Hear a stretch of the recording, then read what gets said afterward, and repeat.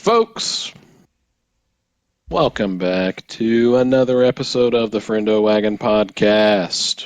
Welcome It aboard. is the podcast embodiment of the Trojan horse, something that looks like a cool gift delivered handily to your doorstep, but horrors untold await you inside. It's Smith, joined as always by Ethan and Potta. How we doing tonight, boys? Oh, we're feeling it tonight. Alive. I am alive. We're cooking something up, maybe. Probably not. What's everybody been up to? It's been a couple of weeks. Anybody with any meaningful updates going on in their life? I mean, nothing, nothing we normally talk about. I mean, good stuff, yes, but like none of our usual conversation topics. My life is a cyclical hell of meaninglessness.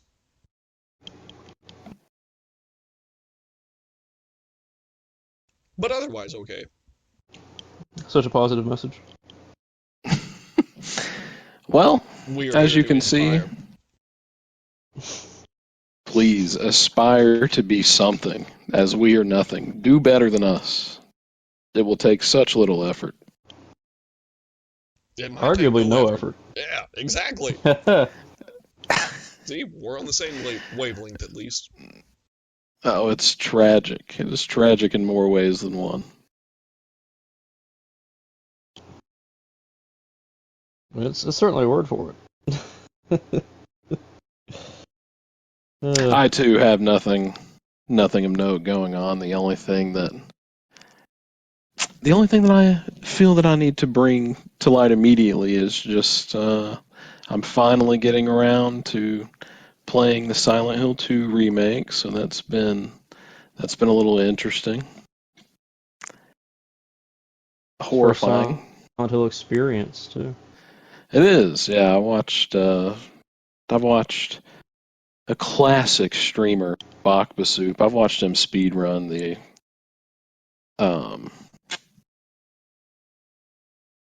what am I trying to say? The original Silent Hill 2. I've watched him speedrun that game a couple of times. Yeah. I think he did all of them at one point, or multiple points.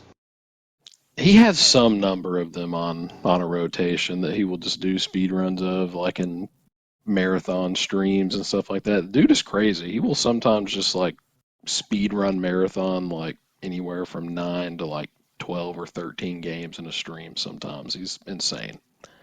He also does it a shocking amount too. I can't even get through that many games in a year anymore. two remake is I'm late to the party on it, just keeping in typical Smith fashion, but it is the hype is real, and it is just as good as everybody says that it is. I think I'm for people that are familiar. I don't know how exactly far into it. I'm probably a little bit over halfway. I think I just got out of the hospital. You're like right around. I'm chasing some kid that's relevant to the story. I'm chasing them across the town at the moment. Laura. I think my last save point was literally like in an RV. I think that's where I stopped today. That hospital though. Well, I'm not. I won't pigeonhole it to just the hospital. That game. That's the scariest game I've ever played in my life. It is the Silent Hill experience. It is extremely unsettling, and really the thing that scares me the most is quite honestly the sound design. I know everybody's talked about that, about how good the sound design is, and blah blah blah blah blah. But truly, genuinely, it adds such an intensity to that game, and I'm so on edge the entire time. Like I've played so many horror games since like actually being cool with the genre, like mainly like all the Resident Evil stuff and Call of Duty 4. yeah, the OG horror game Call of Duty 4 Modern Warfare. But yeah, nothing, those games have some, there's some like shocking imagery and, just some like I don't really know how to describe it. Those games are scary, but I don't like those games don't make me think about stuff like whenever I step outside of my house to walk my dog. But Silent Hill 2 has. Oh man, it's great. It's been sick from the rip, man. I know Potter, you and I talked about it, but just that like as soon as you get dropped into the game and like that walk down from the observation deck like down to the graveyard, like even just that like little 2 minute thing, that walk down there is just like it's crazy. Like I there's I play that game the way that I handle myself in real life. Like if I'm going through like a haunted attraction or something, like a lot of backpedaling. Like if I'm hearing something weird, like there's a lot of audible cursing. Um, it's been a wild ride. I've really enjoyed it. I'm looking forward to getting all the endings and seeing what in the world's going on, so I can have some more in-depth conversations. And mainly, I finally want to get around to watching other people that I know and care about. I want to go back and watch some playthroughs because this is an interesting one. Oh yeah, yeah. That walk down initially is you get like I don't know, 30 feet down the trail, and then you start hearing something in the woods, and it just escalates the whole time. There's no It's chill. wild. I haven't even Let me played ask it. you this. Go Yeah. ahead. No, I haven't even played it, but let me tell you, there was a rather dense amount of fog that hit here at the house earlier. Oh, there sure was. Oh And yeah, I it was was here too. looking out there and I'm like, oh, Pyramid Head, if I see you, it is over. Oh, let me tell you, he is. That is one bad dude. Oh, you hate to be a player in that game and anywhere near where he might be.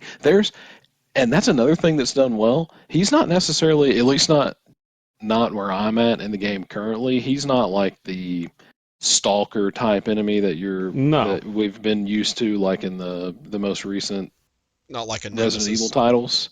No, nothing No, like that. not Or at all. you don't have to worry about running into him like Mr. X style in Resident Evil 2 or Lady Dimitrescu in Resident Evil Village. Like his appearances are scripted, but even though you have that suspicion, it is still very imposing because I finished up going through one of the apartment complexes earlier today, and after you complete some of the like puzzle elements and stuff and like get some stuff done in this one particular complex, you start hearing some very loud banging and some loud thudding footsteps, and you're like, well, I've ran into one thing so far in this game that I could probably uh, attribute those things to.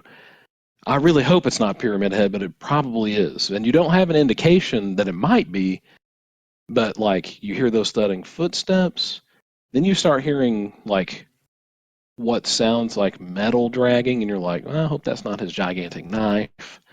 And much to my dismay, Bloober Team really nailed the details of this because as I was backtracking through the apartments to get out of them, I noticed in some parts that the floor had been gouged by one, and it could only mean one thing because it wasn't gouged before. And yeah, man, oh, it's great. But you don't just ever run into him like out and about. Thankfully, I haven't at least, and boy, I'm thankful for that. Yeah. So about the fog in that game, is it true that the fog existed in the originals because they Yes, it did that is. they I did know where that you're to going. hide they did this to hide rendering distance, right? Like they couldn't Yeah, render far away stuff, so they were like, "Hey, yeah, let's just yeah. put the They fog couldn't. in." The original PS1, it couldn't handle the view distance very well that they wanted to have. So the solution was, okay, well, let's just make it foggy, That's clever. and that ended up being just like part of the atmosphere of the franchise. Because It well, would now we can't suck. take it away. It would suck so much if it wasn't foggy. Like it would. I mean, it would probably still be pretty scary, but I don't know, man. The fog and like only being able to see like 8 feet in front of you like that, that really On does a something good to a day. person. It really does something to a person. Yeah, especially knowing that that guy exists. Oh yeah. The Because question that I wanted to ask you though. Oh, I've interrupted Ethan again. Continue, then I'll ask. oh no, I was just saying because no, that geometrical man, absolutely not.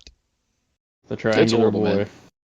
Spent so much time playing him in DBD, and you would think that just Whoa, whoa, whoa, whoa, whoa! He exists on that game. Oh yeah. yeah, dog. He's Yeah, oh yeah, actually a he's really fun killer.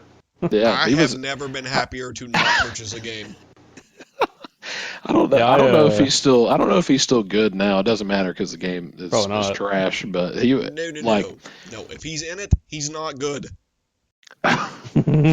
he used to be really like really good, and he used to be a meta killer. He was really fun to I play. don't Yeah. know what it is because I mean every movie or show that has this like warped and demented looking demon or whatever the villain is. I don't care how disfigured they are. They do not mess with me. Like that man having a pyramid on his torso. That's not good. There's just something about no dialogue and no face. It's not acceptable. Not a fan. Only Triangle Boy head man. I think, as far as DVD, I think he was my highest ranked killer, actually. I mean, granted, I did not play killer much, but when I did, it was pretty much always Pyramid Head. That's because everyone dies when they see him. I understand. I I relate hit to rank this. one. I hit Yeah. rank one killer with him a few times when I was at the height of playing. It was really fun.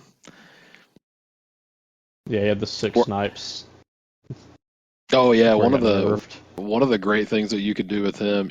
Well, it sounds like Ethan's not familiar with this kit, so just quickly, in a nutshell, basically, you can, in DBD, obviously the killer you have to deal with like hooking people. Um, Pyramid Head can drag the great knife through the ground and create. He scores the earth, of course, and um, I don't know what the canon term is, but there's some kind of substance that is in these scores in the ground, and he can drag a trail for however long, and you can run it basically wherever you want. And if survivors run through this, they become tormented. And if you down them while they're in their tormented state, instead of picking them up to hook them, you can just stick your knife in the ground and cage them and send them across the map in a cage, and it counts as a hook state.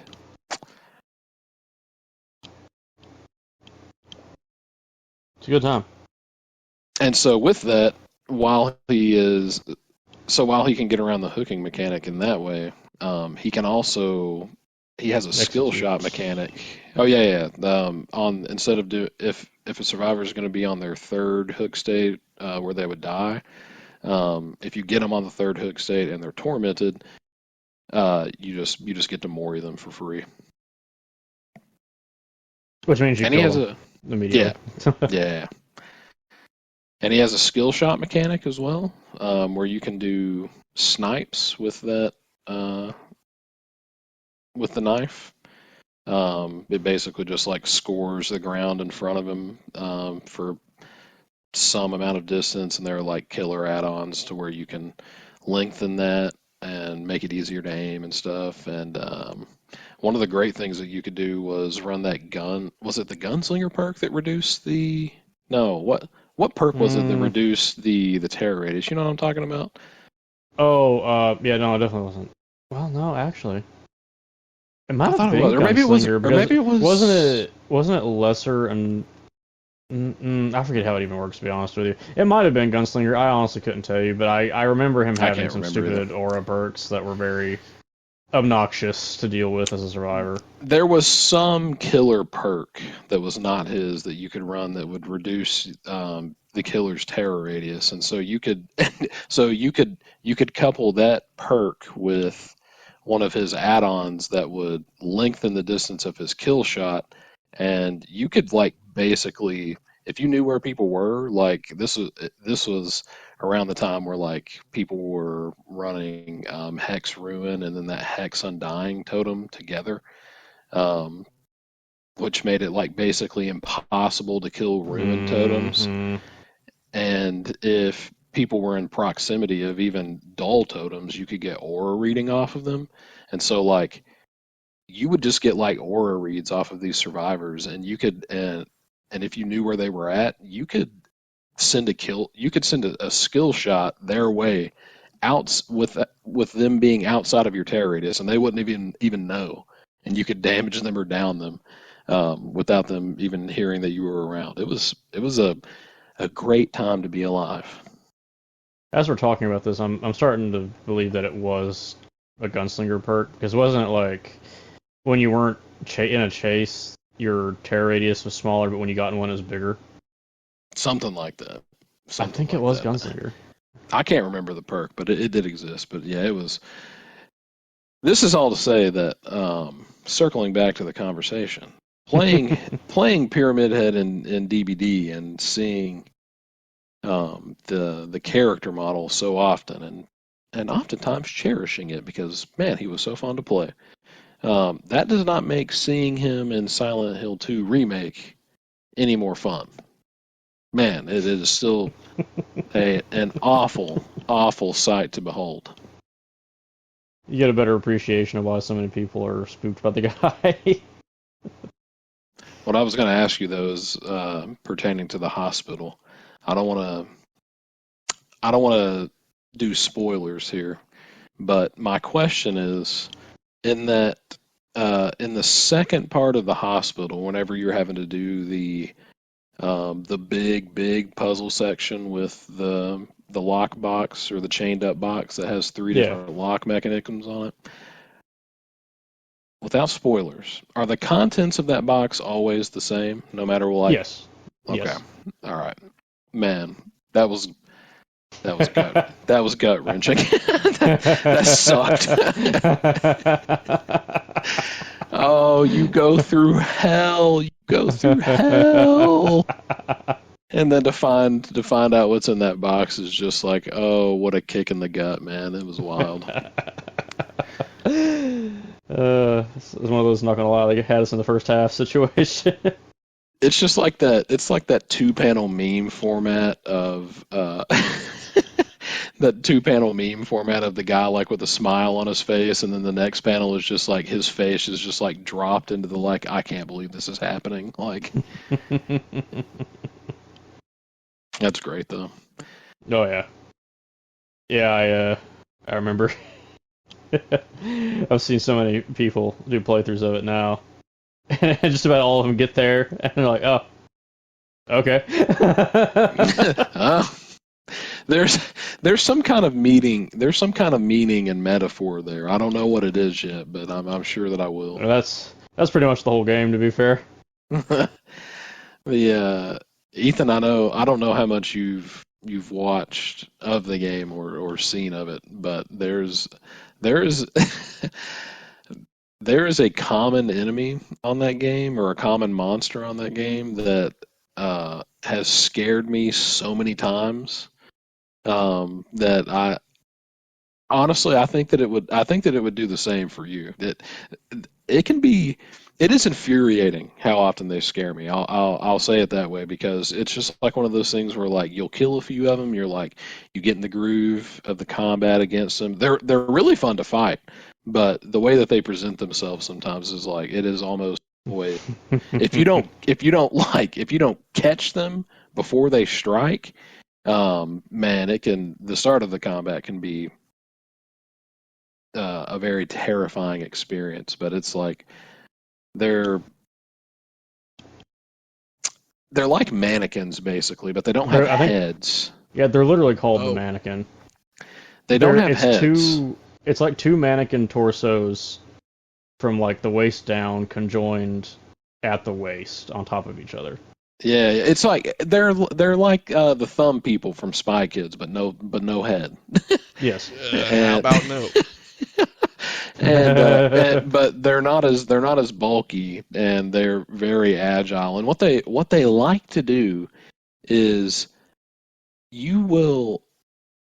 I run into them one of two ways. The first way is, well, one of three ways. The first way is the preferred way. I run up on them and I spot them in their hiding spots, and I can get the jump on them. And everything is cool, everything is kosher. The second way is, it happened a lot in the hospital, where you will be going through an area that, might I say, is impossibly dark. And your little flashlight illuminates a section of hallway, or you start going down a long hallway with, like, for example, a red light down at the end of it, and you see some movement, and these monsters are almost always, if they're not attacking you, they are running away from you to get into a hiding spot to jump you. Because the third way, and the way that scares me almost every single time, if you don't see them in their hiding spots, they will just jump out and just start flailing and attack you. And they are so slim and so agile that they will hide on corners in rooms and jump out whenever you walk in, or they're literally will be like hiding underneath desks or like behind like a stack of boxes or something, and they get flush with the wall. On the wall, yeah. Or they like literally get like, they will nearly get into like a balled up like fetal position and like turn into something that seems like nondescript to you, and then all of a sudden, boom, things start moving and you get whacked out of nowhere. Oh man. This is one of those things I should, if I would have had the forethought, I should have been saving every single time that these things scared me, like as a clip, just to make a compilation of it. I fear though that I would have ran out of space on my PlayStation. There would be no storage. There would be too many clips. You would love them, that happens. You'd have a great fair time. bit. I don't think you know what a great time is. And also to consider it, you meet this enemy the very first time, the same area you meet Pyramid Head for the first time in. Almost back to back. That's actually true. Yes. Yeah, I forgot about that first encounter with him, and oh man, it's horrible. Yeah, it is horrible.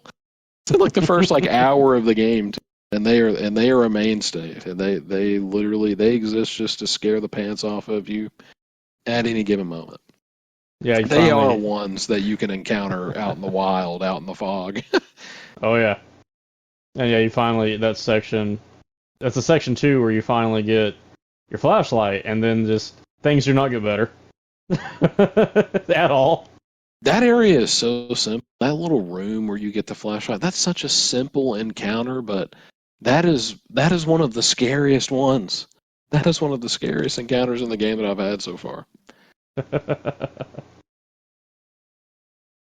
It's definitely up there. It's first time you play the game, I don't think anybody's really ready for what happens in there. Yeah, it's a great time. That's the reason why I love that. Why I've loved playing the game so much is it's just intriguing from like the story standpoint. B, it's the only. It's I'm not gonna say the only, but it is easily the best horror game experience that I've had in terms of it capitalizing like on the atmosphere, and like I'm genuinely on edge the entire time that I'm playing it, like huffing and puffing, like really like actually loathing going into some rooms, like why am I doing this? Like I could be doing literally anything else, and why am I stressing myself out on the weekend? Sort of thing. Like James Sunderland, the toilet cleaner extraordinaire. that man is willing to stick his entire arm into the Any orifice. darkest, wettest holes. James Sunderland is a man that does not need more hole, ladies and gentlemen, because he is willing to go to depths that no other human is, and I hope to learn a lot of things by the. I hope to learn a lot of things by the end of this experience, but one of them I hope is not why he is willing to do the things that he does in terms of putting his arms into places. It's just like it's not even one of those things where it's like you walk into a room and there's a hole and you're like, I wonder if I should shine a flashlight in there or look into it first to see what's going on, or I don't like find like a ladle or anything like a stick to prod into this thing to see if there's something on the other side. Nope.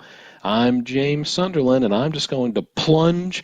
I am going deltoid deep in this hole. Oh, no, That's what this man is doing. That's what this man is doing. He should have been our team leader.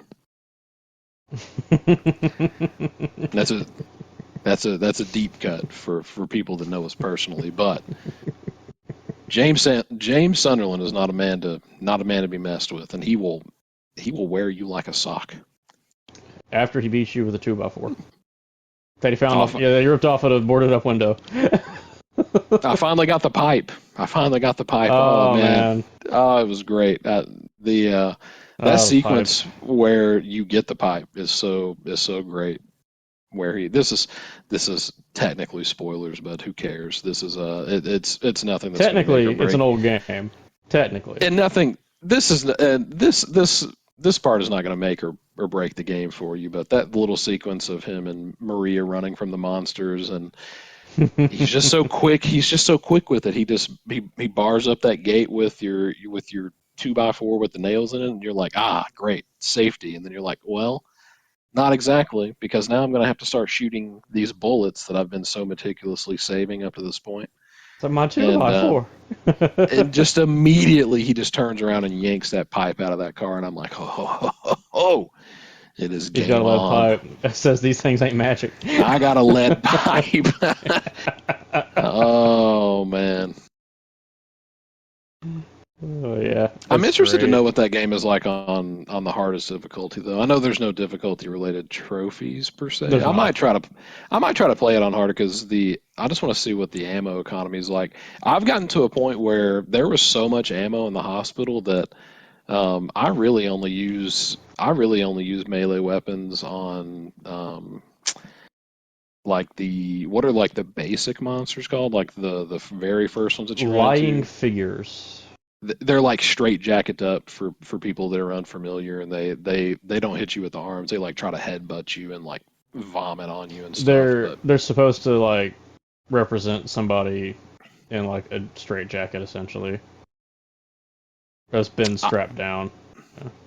I only mollywop them and the mannequins with the pipe. Everything else I've just been shooting with guns because there's so much ammo in that game on standard. Like the nurses or whatever they're called, I blast them every time I see them. They just get straight up. I mag dump into those things. I don't even mess with them. I just got to where I fed them shotgun every time. They are a bit annoying is not the word. You can't fight them at how you fight the other monsters in the game, which is good, of course. You don't want it to be samey, but they don't get stunned necessarily, or they don't stagger so easily. And oftentimes some of them get cheeky and will like freaking like Dwayne the Rock Johnson, like catch your pipe mid swing and throw you back. It's It's true. crazy. Yeah, they're also the most human enemy in the game, and that is also not helpful.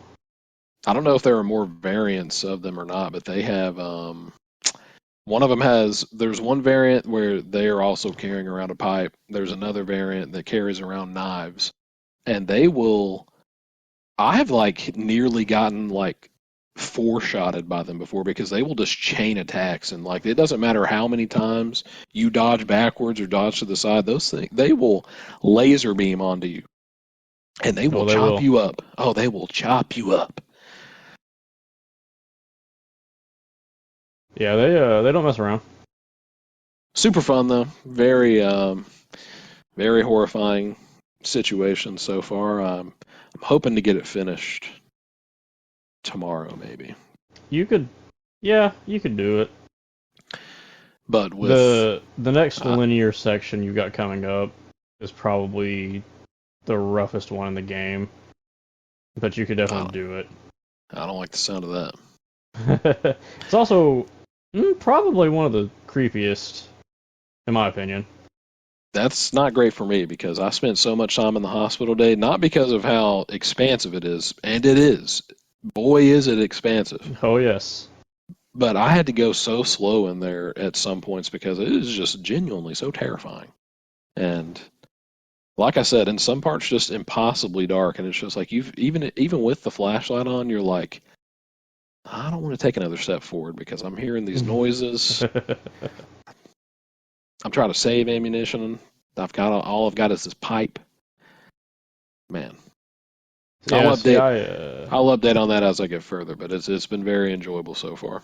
I always do the thing in Silent Hill where I don't want to spend my ammo until I get to a boss fight, because then when I have to use it, the whole time I'm shooting a nurse or something, I'm just thinking, this is my retirement shotgun shells. Like what I can't. What if I need these? I felt As good. I'm getting assaulted by like an 8 foot tall monster that's like a human strapped to a bed and horribly mutilated, and like the gurney itself is having wires come out and just trying to murder me. Yeah, my problem is not having enough shells later in life. There's some great imagery in that game. It's great. It's like it is some real true horror stuff. I felt on the ammunition topic, I felt good about going into the hospital and using some of those rounds because I think I went 20 or 130 handgun rounds. Whew. Yeah, I mean that should be about right. I feel like that's around what I had, maybe a little less, I because I was really also tried. a little more familiar with the game from the PS2.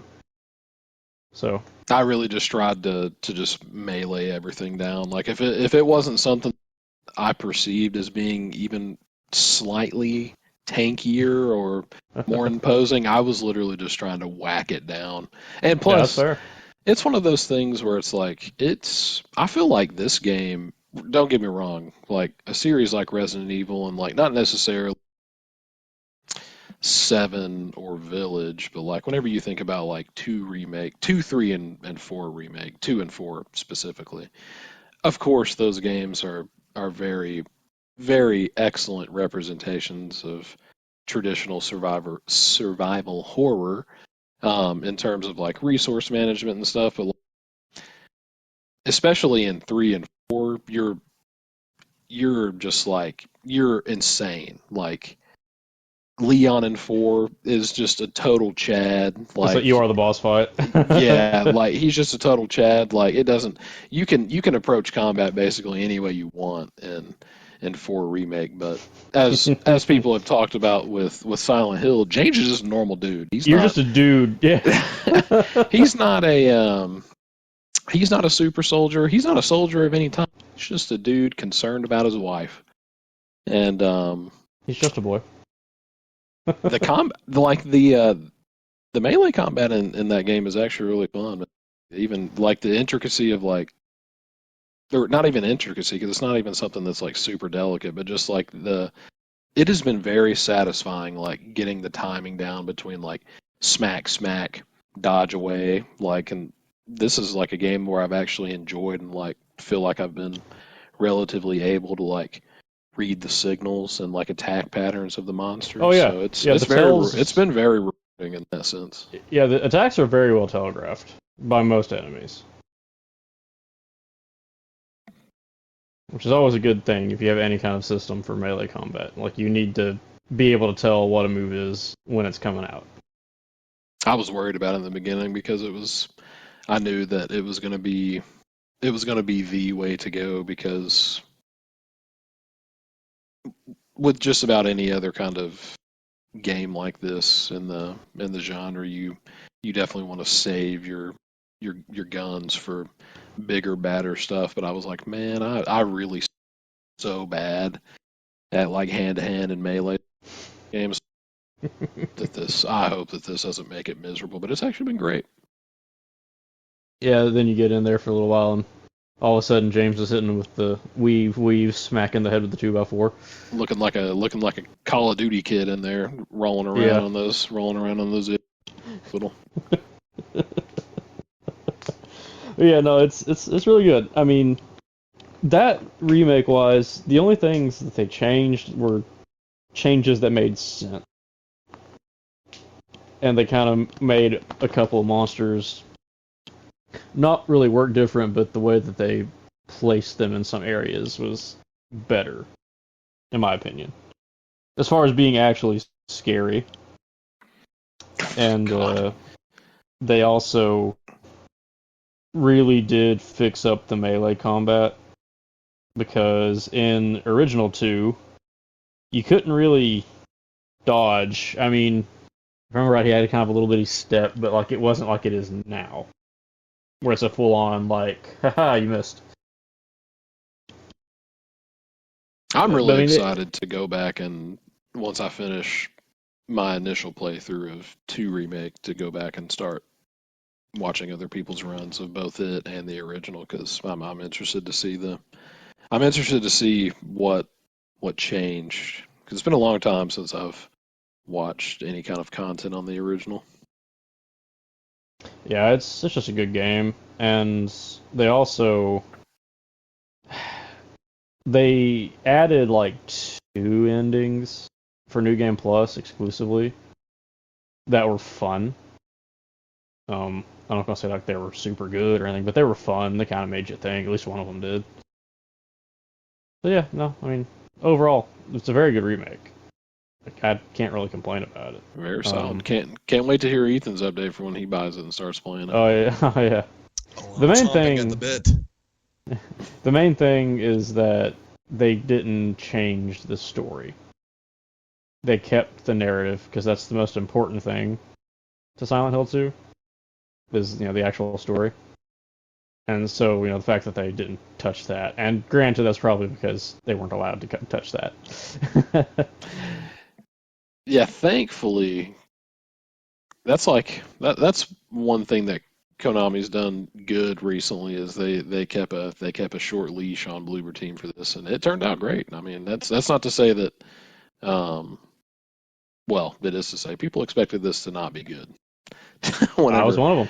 yeah, people expected this to be quite horrible. The premise of reviving this title was exciting to most people, but the execution of it was largely in question up to and even shortly after release. But they seem to have done a great job with it.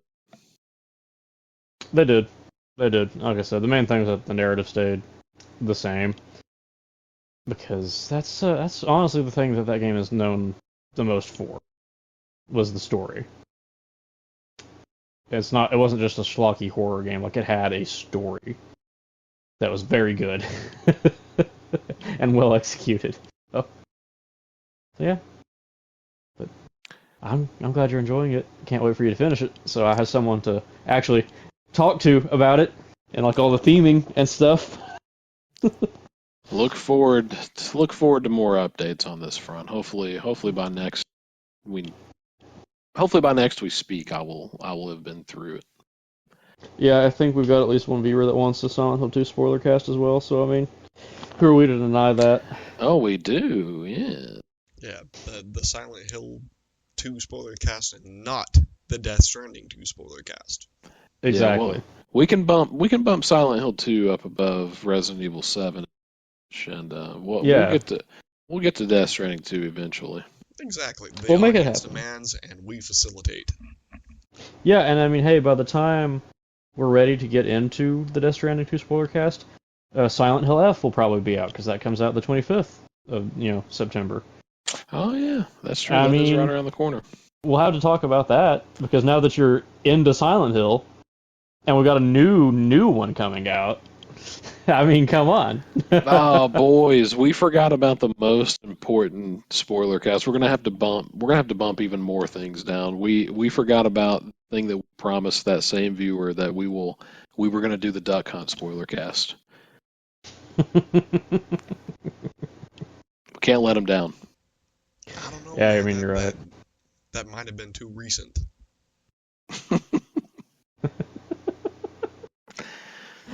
Beaver has a Yeah. very active community these days. Keeping in the a similar vein, we're gonna stay in the realm of Konami, but wanted to touch briefly on Metal Gear Solid Delta. Oh yeah. That thing apparently the sales were good. Very People have solid. been people. He did it. You got him. People, it's been selling well. The sell through has been great. People have been ignoring the performance issues, but it hit a million. It hit a million sales like a week ago, and but apparently the performance is still quite abysmal. Like Yeah, they've it done is. they've done nothing to address like the stuttering issues, and funnily enough, the platform that it performs the worst on is the PS5 Pro, which is Huh. insane. Like it is apparently nearly unplayable on the Pro, Wow.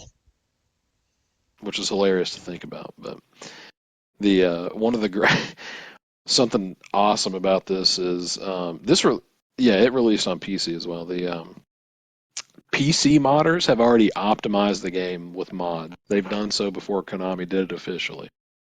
They've there have been people like on active modding sites that have released packages that will improve shader compilations and asset streaming, and they at least on the if you have this on PC, you can experience the way that the developers intended, but Konami is just choosing to ignore doing this officially. They're just raking in the cash, apparently. They're just doing what you would expect Konami to do. Classic Konami move. I mean, Another kicking hot. out the man who's behind it and so passionate about true gaming. Who would have thought? Speaking of our man, Hideo Kojima, they modders have all where instead of you playing as Snake, you can just play as Hideo Kojima. Wonderful. I mean, honestly, that's what we've all always wanted. The canon experience. The canon experience. Yeah.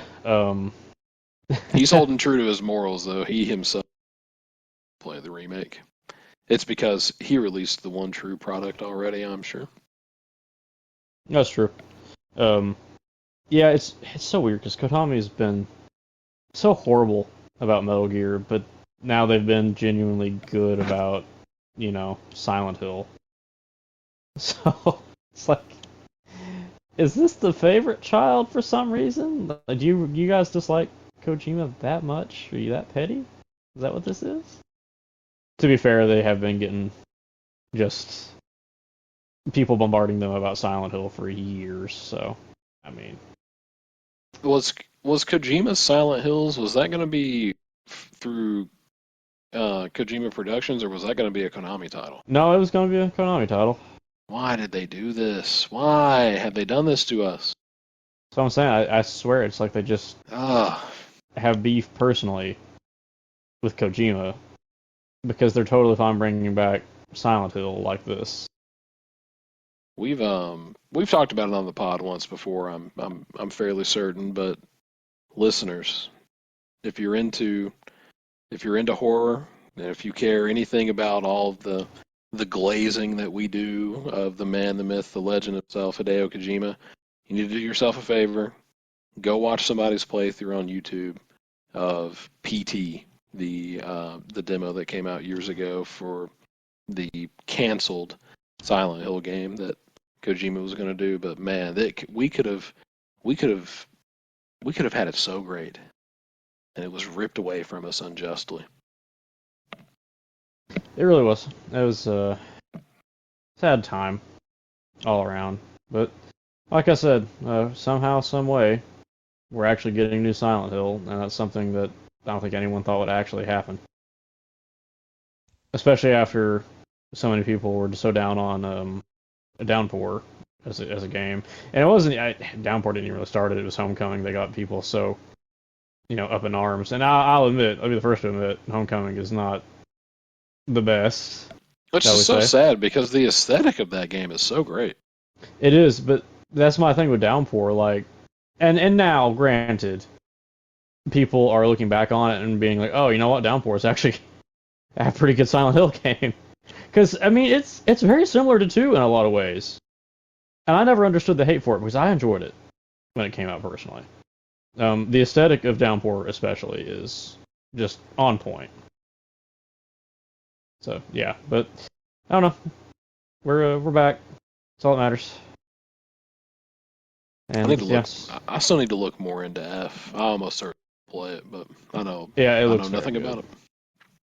They've been saying that it is going to be primarily melee combat, which makes sense considering it's in like I want to say the 60s in Japan.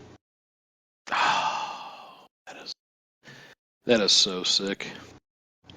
What I've seen of it, it's pretty much like old Fatal Frame, like Fatal Frame 1, 2, 3, and Silent Hill Had a Baby.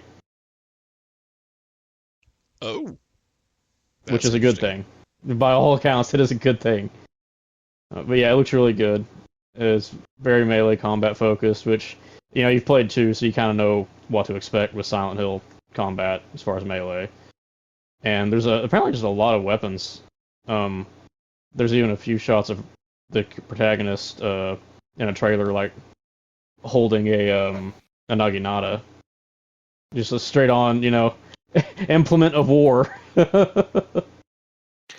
I hope that this game will allow me to partake in traditional samurai culture. They should, if they want to be true to the Japanese vision, they need Glorious to allow Nippon Steel.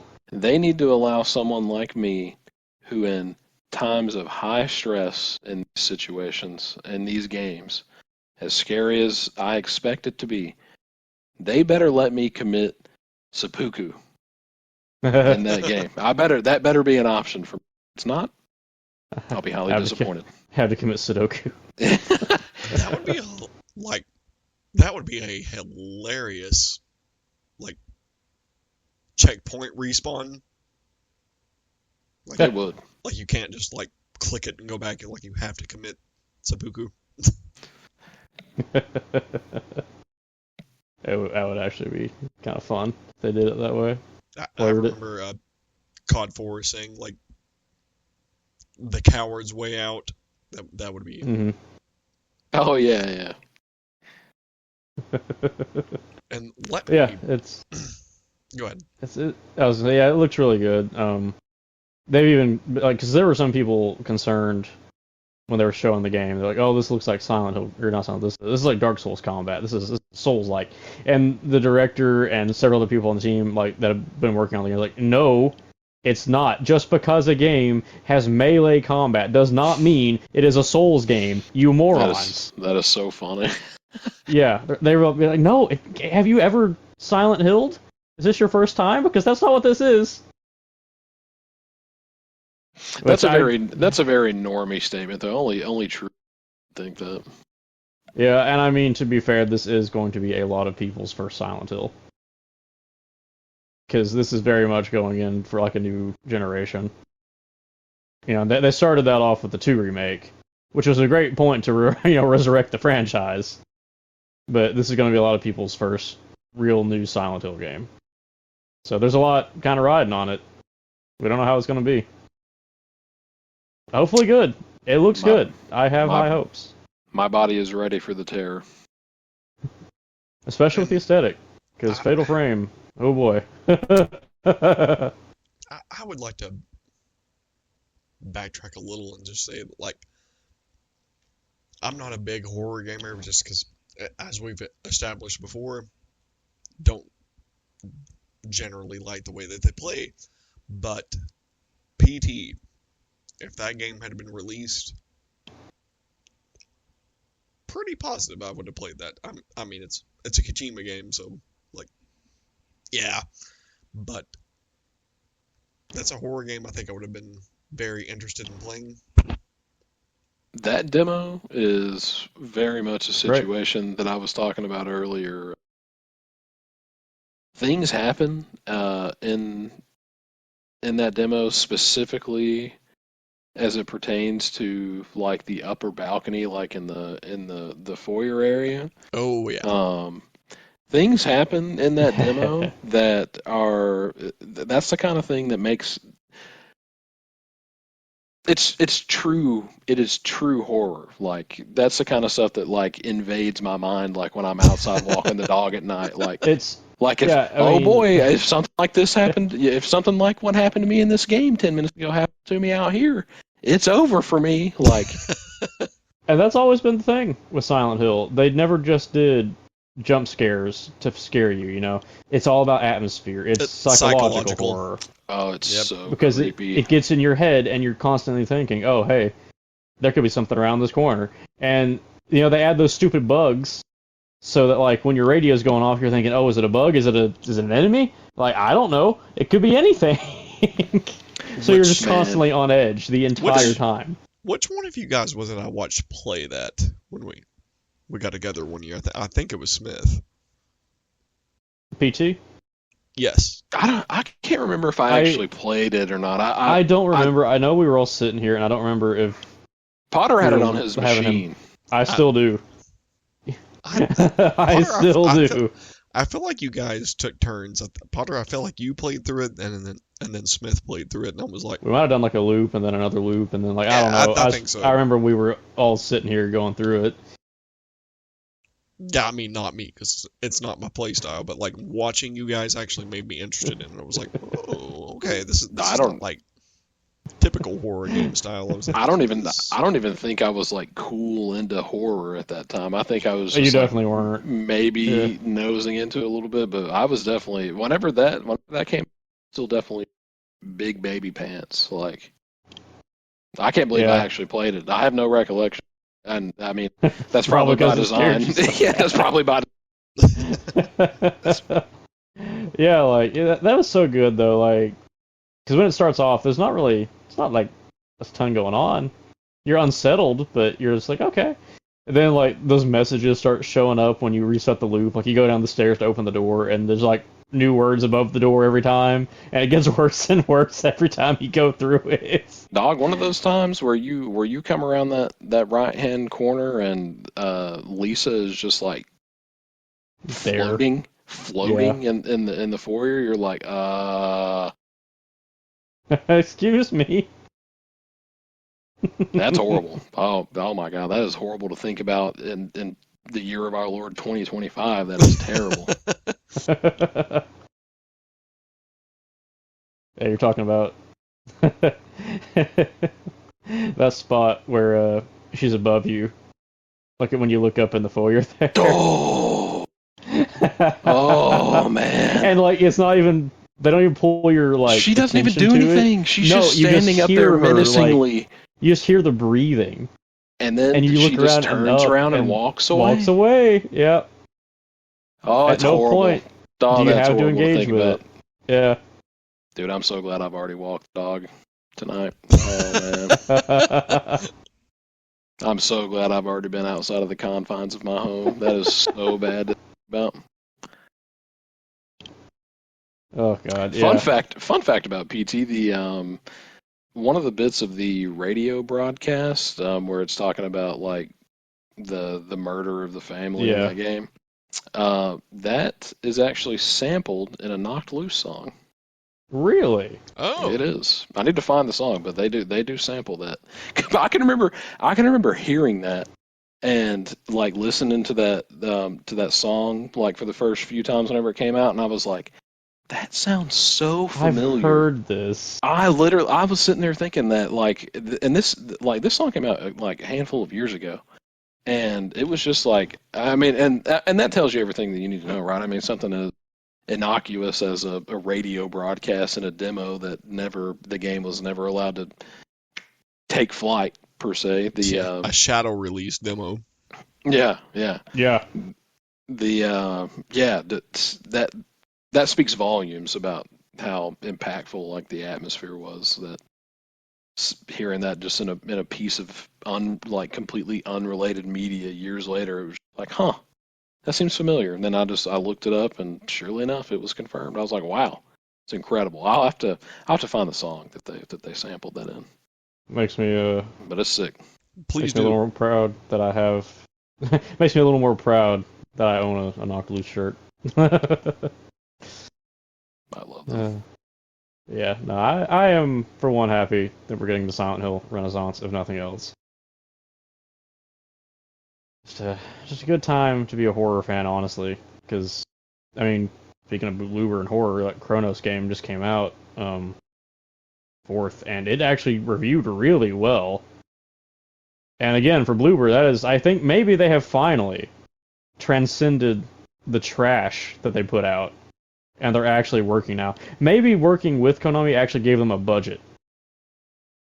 Maybe now they have money to optimize. They're on the proven grounds now. Yeah, I need to look more into it, but apparently it's pretty good. That So that song made is me happy. called "In the Walls." That's the title, the fact that it's the song that has that sampled in it. You know what? It fits.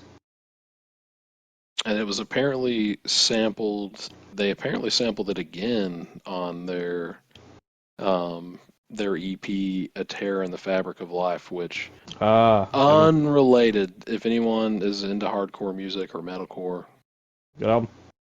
you need to go check out that EP. EP. Yeah, it's "A good. Tear in the Fabric of Life." Oh, it's like one of those.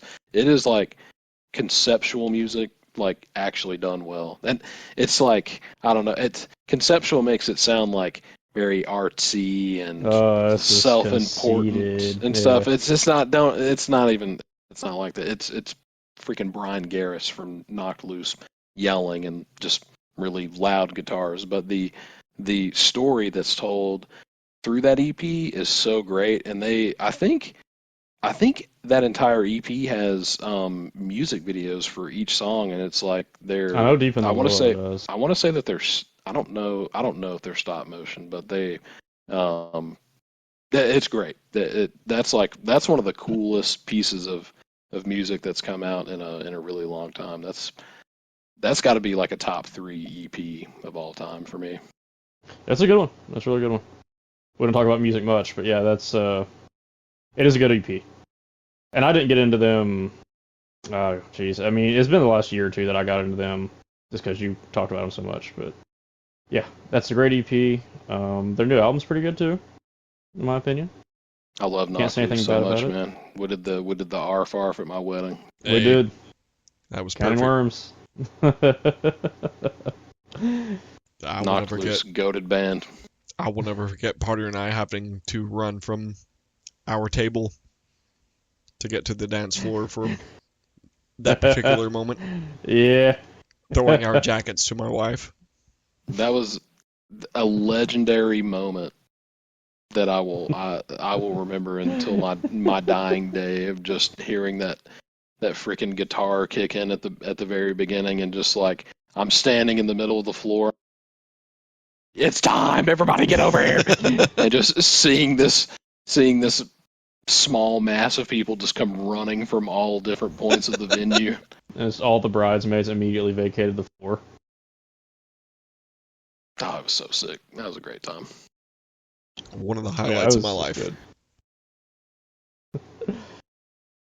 good.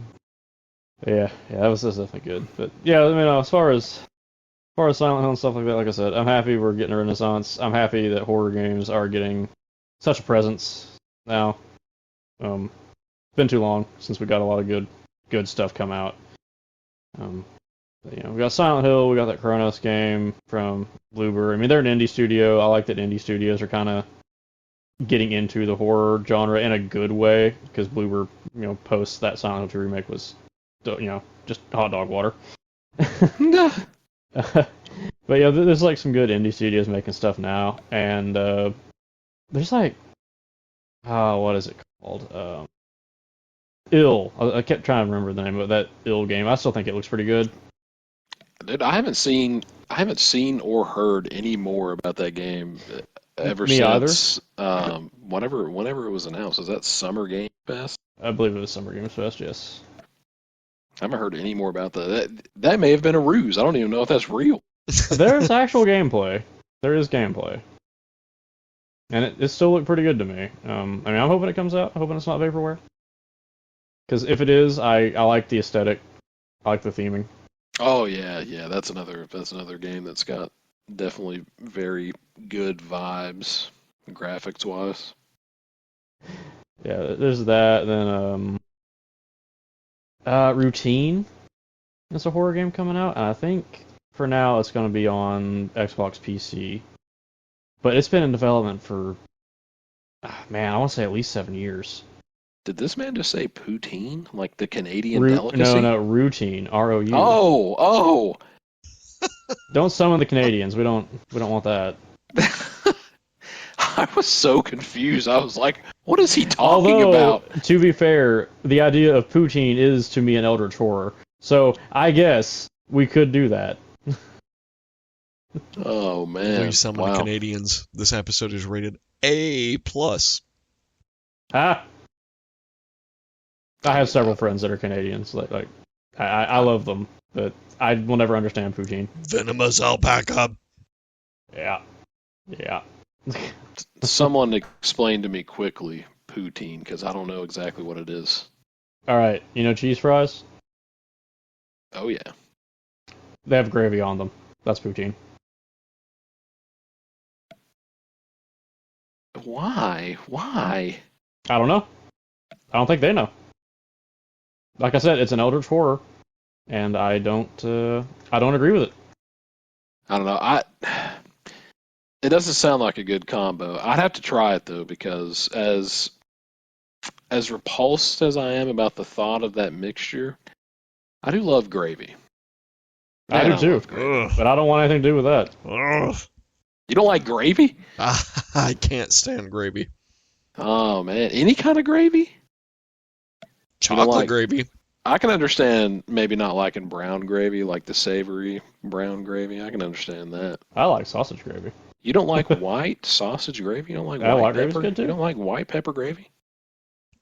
Dude, if it's not chocolate gravy, do not present it to me. I think about the only one that I realistically don't really care for is brown gravy, and even then, like, I'm for it. It's just it's not my preference. I don't seek it out or anything, but like brown gravy on mashed potatoes, that's a pretty solid one. Yeah, right. I mean, that's when you do it. That's the only time you do it, honestly. You put gravy on potatoes, and you are ruining the potato. No, even white gravy on potatoes is good. Yeah, no, the potato is fine by itself. Now, okay, I'll give him that. The potato is a perfect thing that needs no extra. But, I mean, I'm fine with the gravy. I don't, like, order it for it, but, if I'm doing KFC because I'm desperate, like, I mean, hey, it comes with the gravy. I'm not gonna worry about it. I'll eat it. I'm cool with it. Now, gravy to me is more of a thing for, like, country fried steak, It just makes it that much better. Ah, yes. Gravy for me is the thing you say, don't put it on there. I want to eat it, so please do not put gravy on it. I'm just trying to imagine a country fried steak with no gravy, and I'm like, I can't. It'd be so dry. Yeah. I say knowing good and well that I don't eat turkey with gravy because I use barbecue sauce, but you know what? I'm allowed my oddities. That's turkey's a dry meat. Part of that is because you don't come to our side of the family's Thanksgiving. You have not eaten my dad's turkey. It does not I require mean, gravy. I've had turkey lately, the past few years, that has not required it, but now I like the barbecue sauce on it, and I'm going to keep doing it. I mean, barbecue amplifies everything, but It does, that's true. you should at some point indulge in dad's turkey because you will be like, oh, that's how it's supposed to be. Yeah, it's alright, well, we've learned all kinds of things tonight. Most don't like gravy.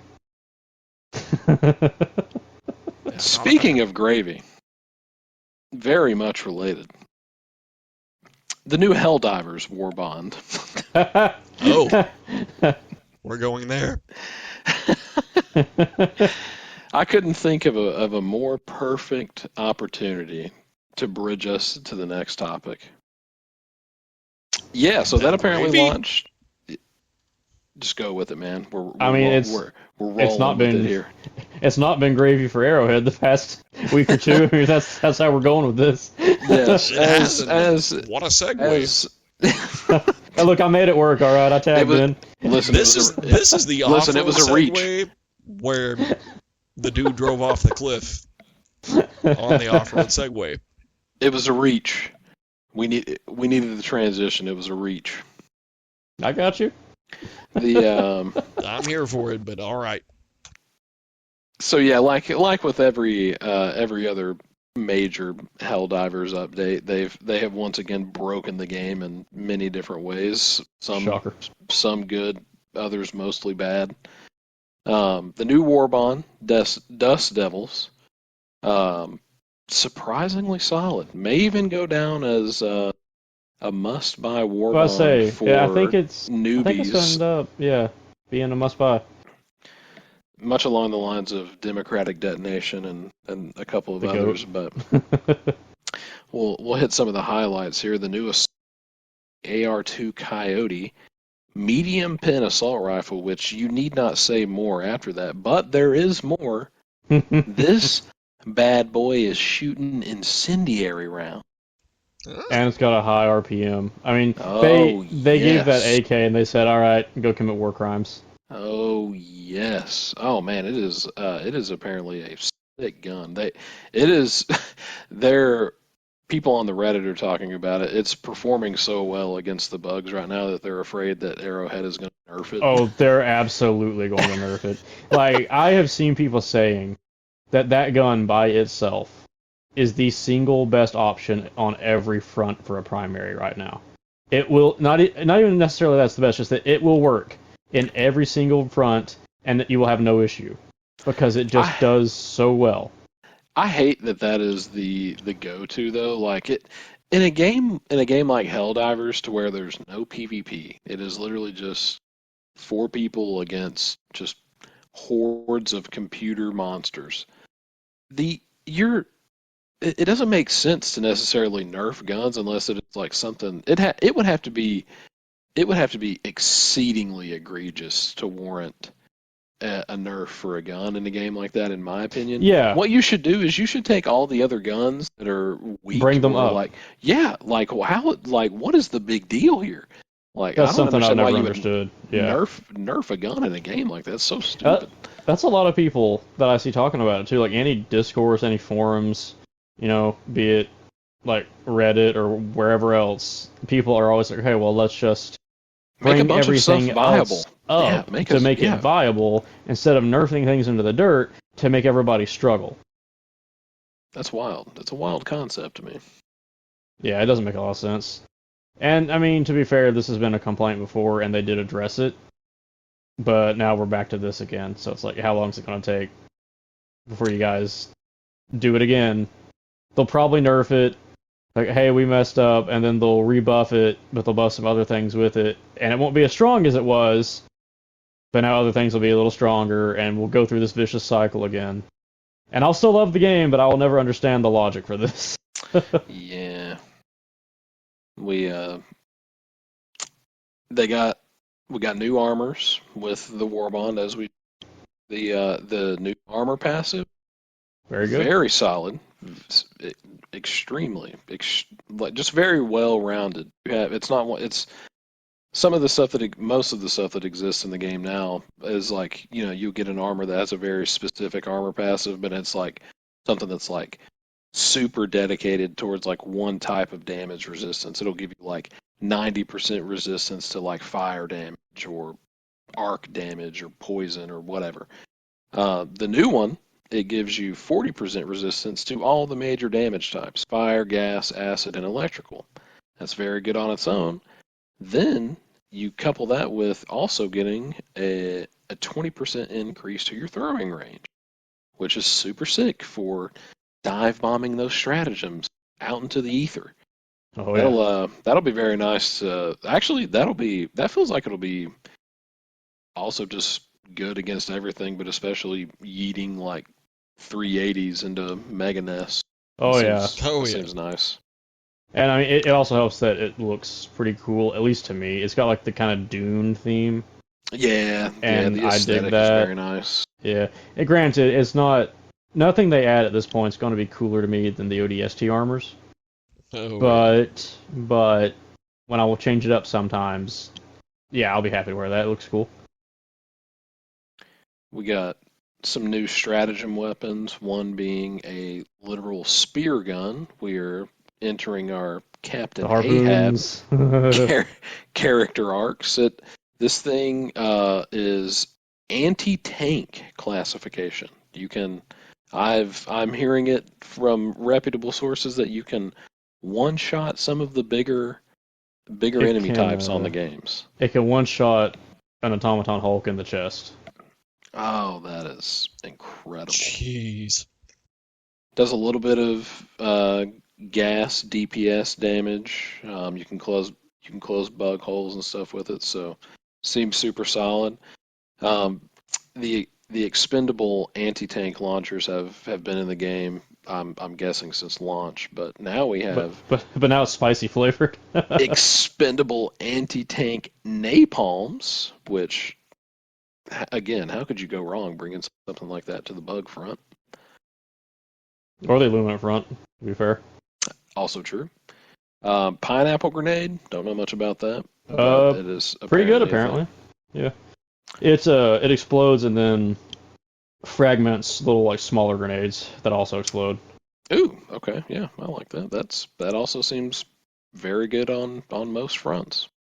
Yeah, I mean it's just a very solid warbond by all accounts, and we've also got that new solo silo that puts a missile silo. You call it, and it puts a missile silo in the ground wherever you have asked for it to be called, and you just get a designator for it, and you can carry that thing around, whip it out, and just put the laser on target, and it'll fire, and it does so much damage. I kid you not. It can one-shot a factory strider.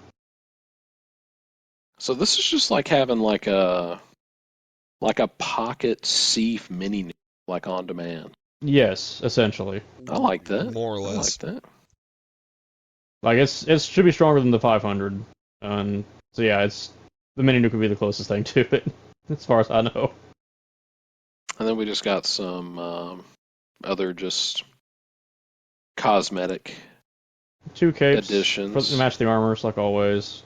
Rattlesnake patterns for the hell pods and the vehicles. And what is so hilarious to me is the name of the cape and the name of one of the new player cards that you can get. Rightful Occupier. Very just a funny concept if you very democratic.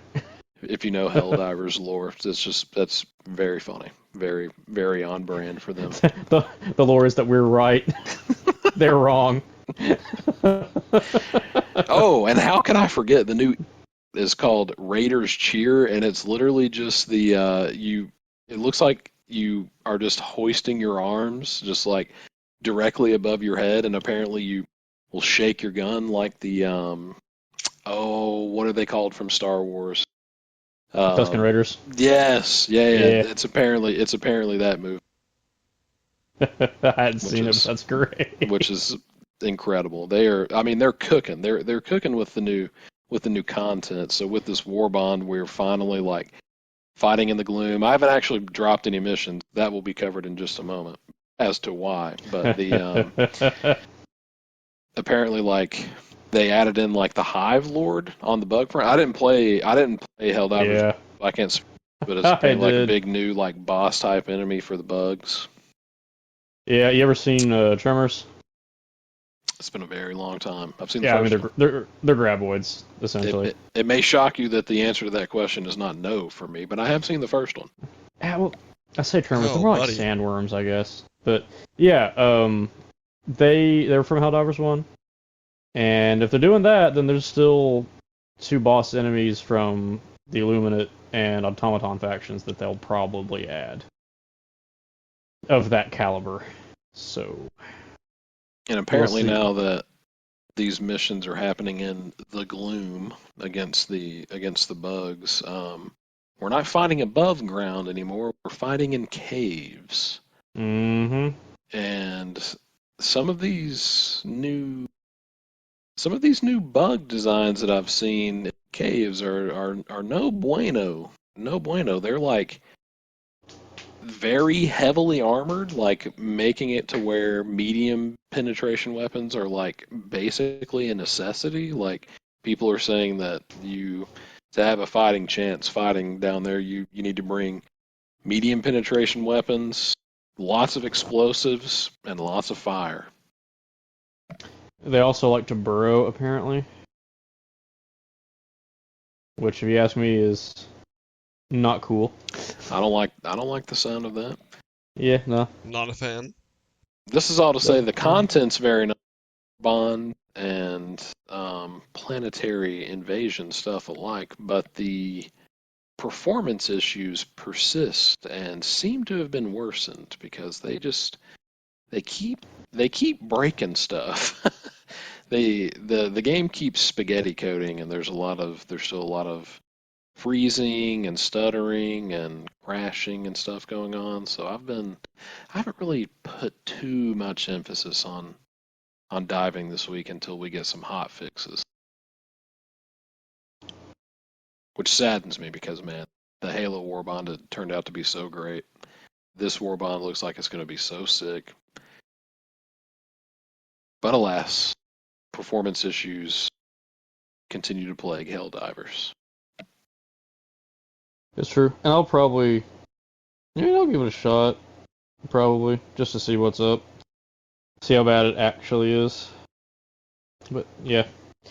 I don't know. I've been hearing just a lot of performance issues, like you said. I don't know why they refuse to kind of put performance first, like everybody's asking. You know, like even Gotta make that Siege. money, man. Well, I mean, even Siege, like back when it was having so much trouble, did like an Operation Health. That was so successful that term has It become saved the like game. it has become ubiquitous. Like everybody is like this game needs an Operation Health, and like when you say that, people know what you mean. Like Yeah. that initiative did wonders for Siege, and man, like Helldivers is exactly the kind of game that needs to do something like that because especially now, like they've got this big boom in the player base happening with the addition of the Xbox people coming in. Like you really shouldn't fumble the bag, and like honestly, even if it weren't like even if you weren't dealing with this large influx of people coming in, you would still think that, hey, maybe the best thing that I can do long term for my product is to make sure that it's playable. One would imagine so. But alas.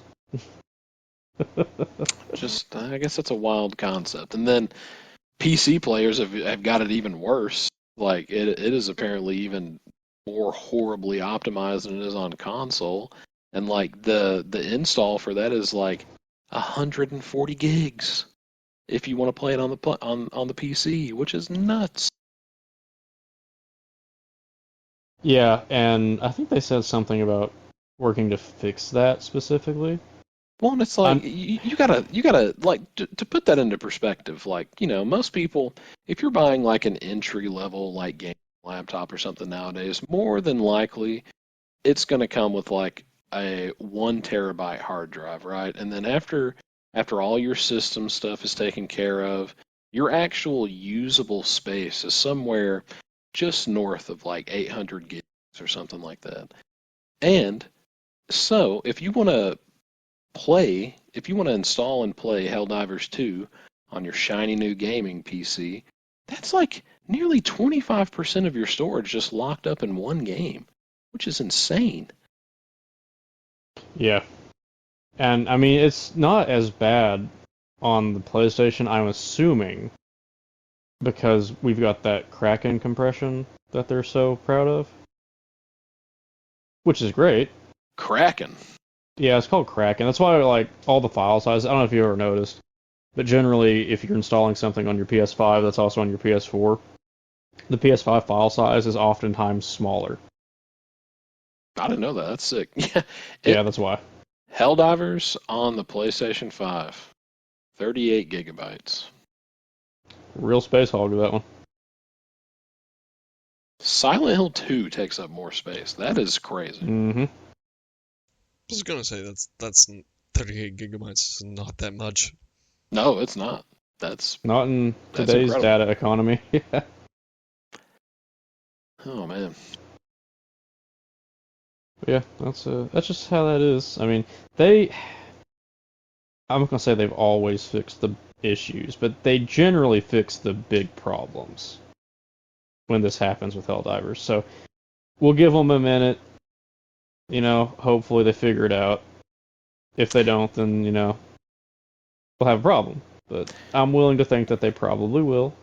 There's this really funny meme that surfaces basically every major content launch on Helldivers of the "it's never been so over" versus "we're so back." Like if you look at I'm sure you've seen it before. If you look at Yeah. the timeline of Helldivers 2, like it goes through literally every other. It's something really good or something really horrific that happens. So we had it too good with the Halo release, and you know, even though the Warbond is great, we're sadly we're on the dip side of the equation right now. Yeah. Yeah, All it this happens. notwithstanding, though, we will almost certainly dive. We will be there. And I wonder if it's just the engine that they use more than anything, or if they really just don't test this stuff as thoroughly as they should. Because we see all these problems with engines right now, and I don't even know what engine that it runs on off the top of I my don't have a head. clue. But I mean, I know that like Metal Gear, Snake Eater, I know that a big problem there is that it's on Unreal 5. Who would have thought? And that's really hurting it. I can't believe people continue to use Unreal 5, knowing full well that all these developers are having issues. Yeah, when other better engines exist. I mean, even with Battlefield 6, they said that they weren't doing ray tracing because it would hit the performance too hard. And I appreciate that. I don't need ray tracing. I need, you know, the thing to run good at 60 FPS so I don't get a headache.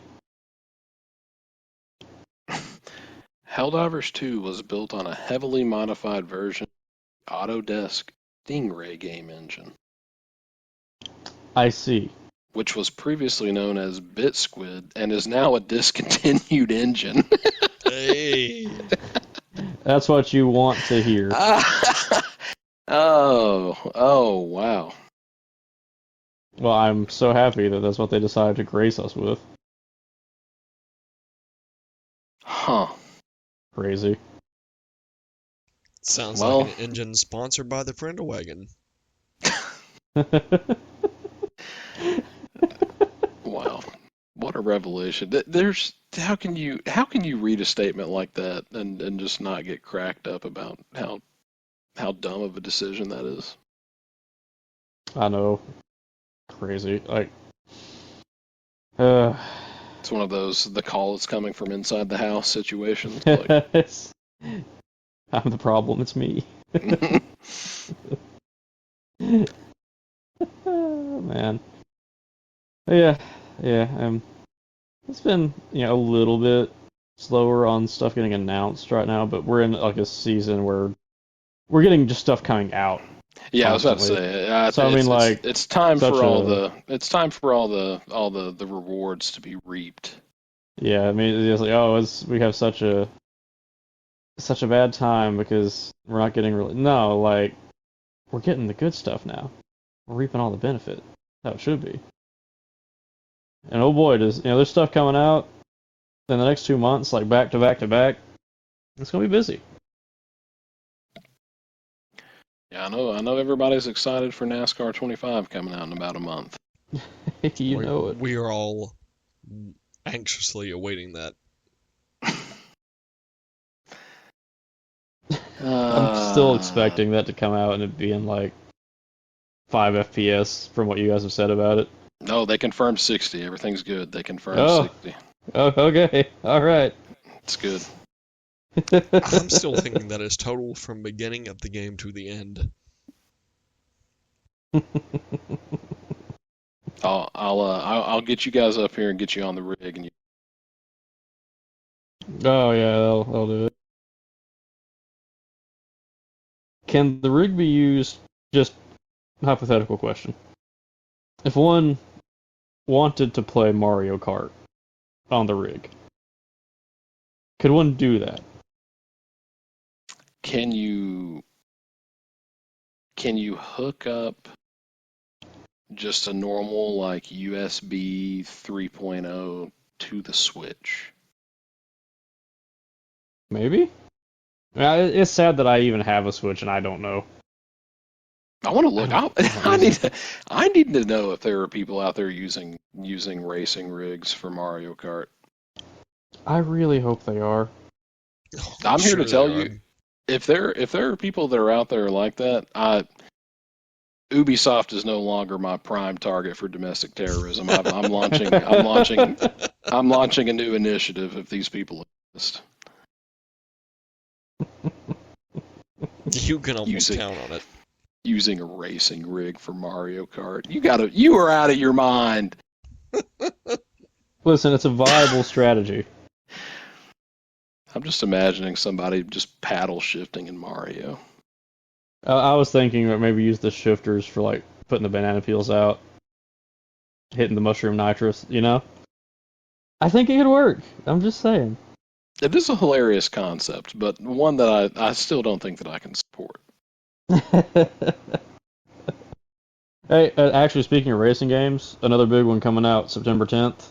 You're going to want to get on this with that rig. Garfield Kart 2, all you can drift. Listen, if a game like that has even any, if it has like a 10% chance of being good, I will entertain the idea.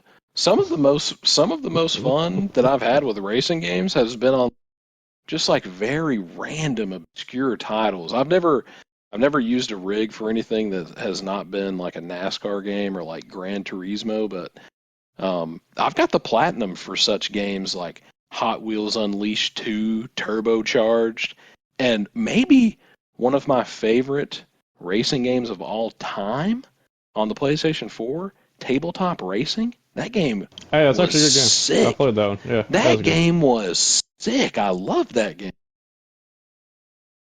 So was listen here, fun. I'll play an obscure racing game. I don't care if it's Garfield. I don't care what the IP is. If that thing's got 4 wheels, I'll drive it. Well, okay, hear me out. You say you play any racing game. Would you play, hypothetically, Elon Musk Presents X No. Kart Racing game? No. Yeah, that's what I thought. Everyone has a line.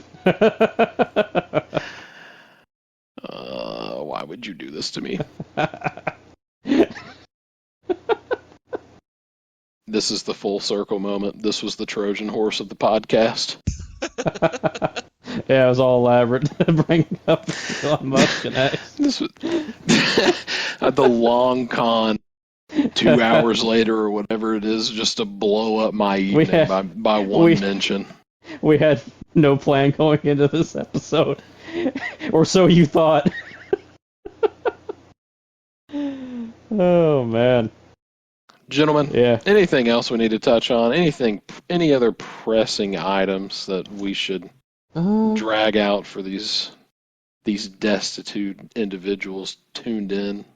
Nothing huge aside from like just the launch schedule this month because it's I think already come out. We've got Hollow Knight Silk Song. Everybody's been crazy about that. That game is Souls-like, right? Hollow Knight. Yes, but it's a side scroller. It's 2D like a Metroidvania. And everybody loved Hollow Knight. I mean, loved it. Silk Song crashed Steam for a little while, like the marketplace. It was selling so hard. Wow. So yeah, there's that. Hell Is Us came out the same day. I've heard pretty good things about it. Then we've got Dying Light the Beast. I get Hell Is Us and Hell Let Loose confused almost every time either one of them comes up. And I would like to play Hell Let Loose. Hell Is Us? I don't know. Maybe eventually. Potter and I were talking about that last night while you were passed out. Maybe we should wait for Hell Let Loose Vietnam. Yeah, or hold fast, because I'm still down with that. Yeah, there's Give those. Give them seal, boys. There's those. Lads. That's what he says. Give them seal, lads. Borderlands 4 comes out the 12th, which I do not care at all about because Borderlands has been dead to me for a long time. Never played one. Yeah, well, you're doing yourself a favor. Then Dying Like the Beast comes out, I think, the 19th. I'm excited about that one because it's a direct sequel to the first Dying Light. And then the 25th is Silent Hill F. So, yeah, there's some decent stuff coming out this month. There's a lot of other little things in between there. Sea of Thieves is on sale right now. Potter. Do it. I know you enjoyed it. Smith, you enjoyed it, right? Do it. Yes.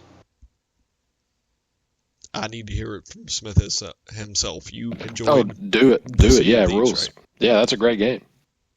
Excellent. Played a lot of Sea of Thieves.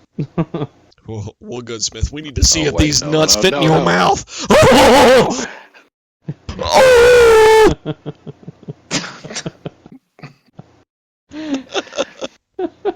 I hate my life and I hate you.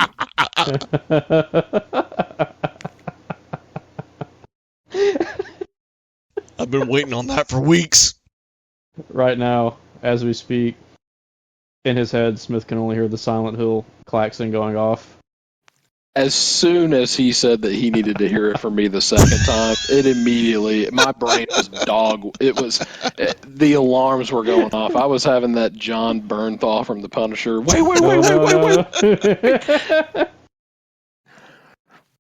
That's what was happening in me. No, don't worry about it. Incredible. But in all seriousness, you should get Sea of Thieves. You should, yeah, man. That's a hilarious game. It really is. It seems like a ton of fun. It's a game you never take seriously and just have a fun time on. I think it would be a blast. It is. Well, and, we do have the SS Friendo ship, so. We do, man. A legendary vessel. Just a small schooner, but it's good enough. Meant only for kings. With the black and white checkered flag as the sail, per request of a certain NASCAR fan in this show. I forgot that we did that. That is awesome. It's a DLC for Assassin's Creed Black Flag. Oh, yeah. Yeah.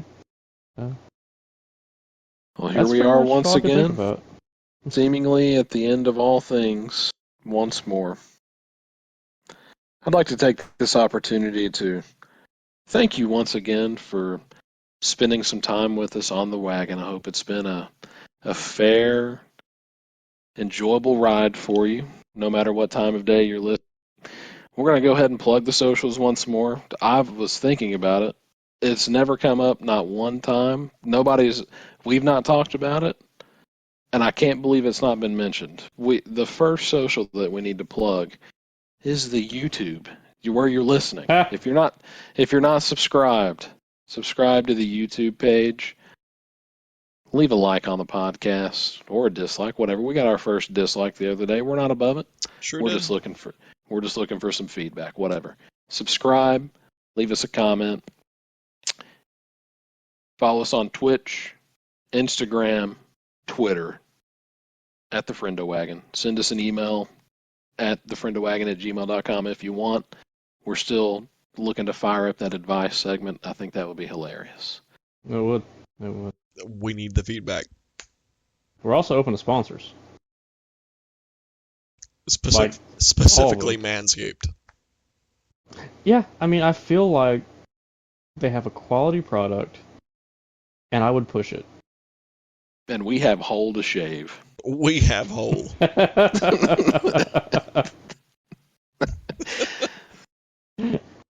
Until next time, folks, thanks for listening. Hit us up on the socials. It'll never change. We love you so much. Well, I guess that's it. But I do want all of you listeners to remember, before you eat that banana next time, just remember, it is slightly radioactive. They all are. But for now, the Friendo Wagon's inbound. Somewhere else.